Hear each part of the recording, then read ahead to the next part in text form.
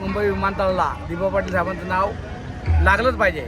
आणि ते जर नाव लागलं नाही तर आपण कुठल्याही थराला जाऊ शकतो.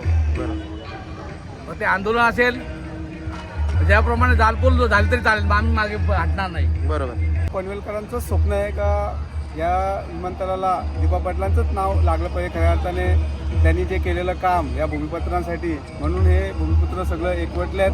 नाव तर दिबा पाटील साहेबांचा दिल्याशिवाय आम्ही गप्प बसणार नाही. जर एक मराठी माणूस बाहेरचा येऊन मुंबईमध्ये घुसून दादागिरी करतो तर आमच्या इथले स्थानिक आम्ही आगरी कोली आहोत. दिबा पाटलांचं नाव द्यावं हे असं आपल्या सगळ्या भूमिपुत्रांची इच्छा आहे, आपल्या सगळ्यांची इच्छा आहे आणि ते देणं त्यांना भाग पडणारच आहे. त्यामुळे आणि त्यांचं कुठेतरी आठवण म्हणून ह्या विमानतळाला, त्यांच्या परिसरामध्ये जे येणारे विमानतळ आहे ह्या विमानतळाला दिबा पाटलांचं नाव मिळावं यासाठी सर्व जनता आतुर आहे. खरं तर आपण जे नवी मुंबई विमानतळाला म्हणतो ना तिथे फसतो.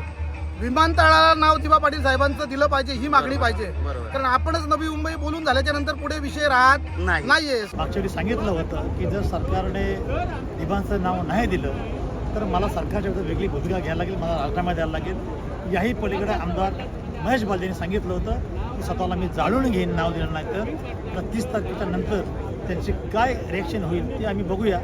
माझ्या वडिलांना हा देशात जगामध्ये ओळखतात, पण स्थानिक दिबा पाटील आहेत त्यांचंच नाव द्या हे साहेबांनी, उद्धव साहेबांनी बाहेरचे जे लोकांनी आहे ते 70% तरी जागा खरेदी केलेली आहे. म्हणजे संघर्ष हा पुढच्या पिढीसाठी हा अटल आहे. जोपर्यंत दिबा पाटील साहेबांचं नाव या विमानतळाला देत नाही तोपर्यंत